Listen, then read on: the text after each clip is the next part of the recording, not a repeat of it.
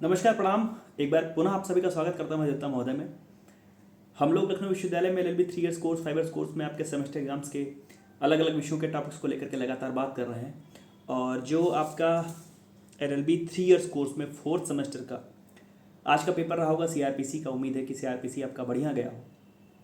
अगला पेपर और आखिरी पेपर आपका दूसरे वर्ष का जो है ट्रांसफर ऑफ प्रॉपर्टी एक्ट से रिलेटेड है, जिसमें आपको ट्रांसफर ऑफ प्रॉपर्टी एक्ट भी पढ़ना होता है, इंडियन इजमेंट एक्ट भी पढ़ना होता है। 2 एक्ट पढ़ने होते हैं।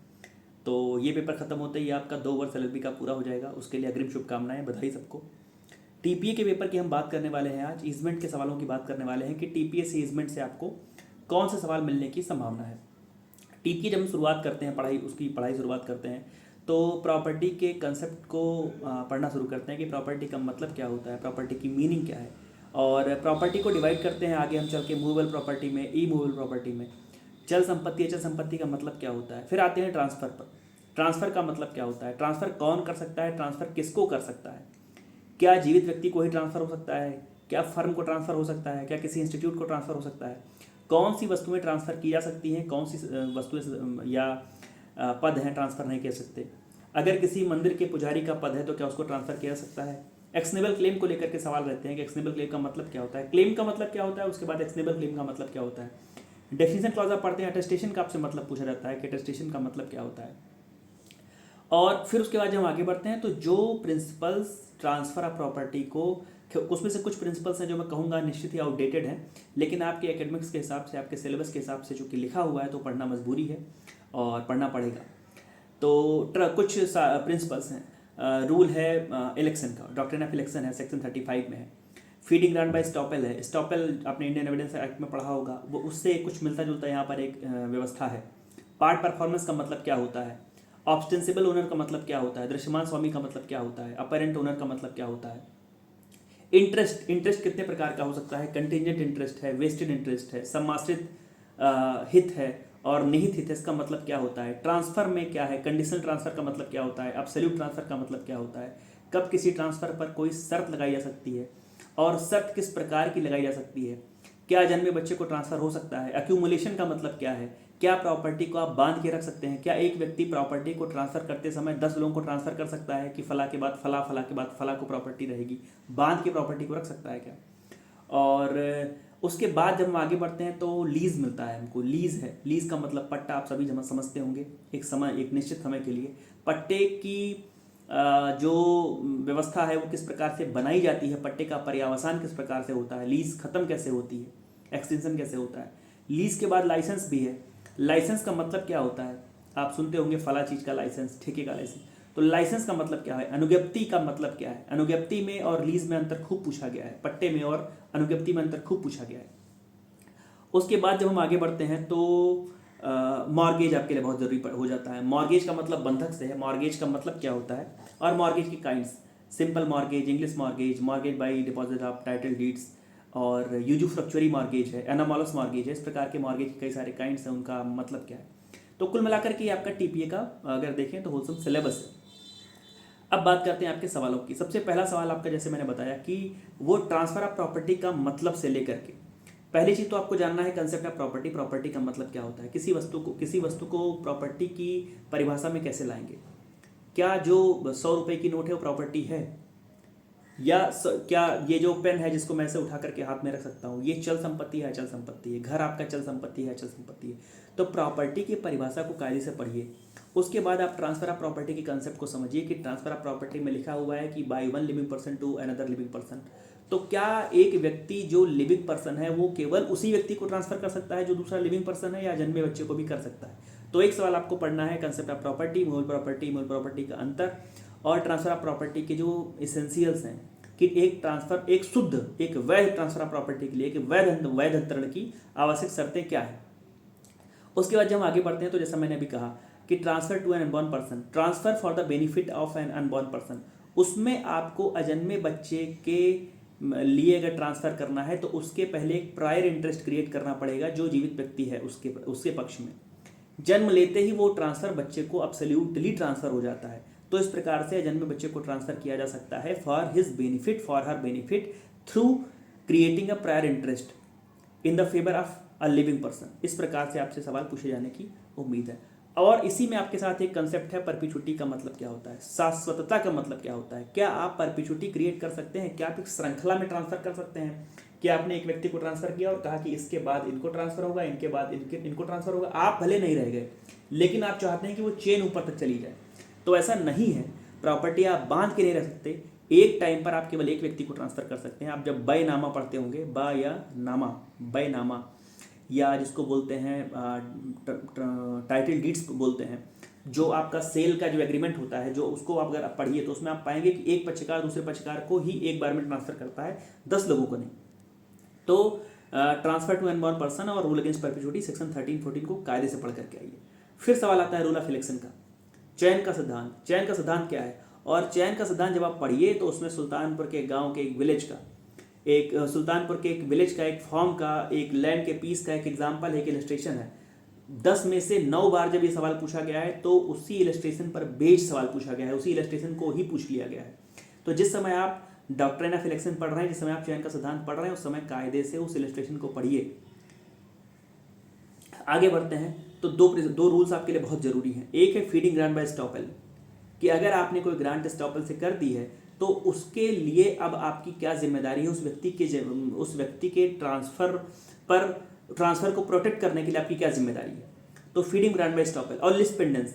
लिस्ट पेंडेंस का मतलब यह है कि यदि कोई प्रॉपर्टी किसी विवाद के अंतर्गत है तो एक मिथ है कि आप ट्रांसफर नहीं कर सकते। आप लखनऊ में सड़कों पर निकलिए, या आप किसी भी शहर में, जिस शहर में वहाँ पे सड़कों पर निकलिए, तो आप पाएंगे कुछ भवन के बाहर या कुछ प्लॉट्स के बाहर लिखा रहता है कि इस जमीन का लेन देन ना करें, यह जमीन माननीय उच्चतम न्यायालय या किसी भी न्यायालय के अंतर्गत विवाद के अंदर है।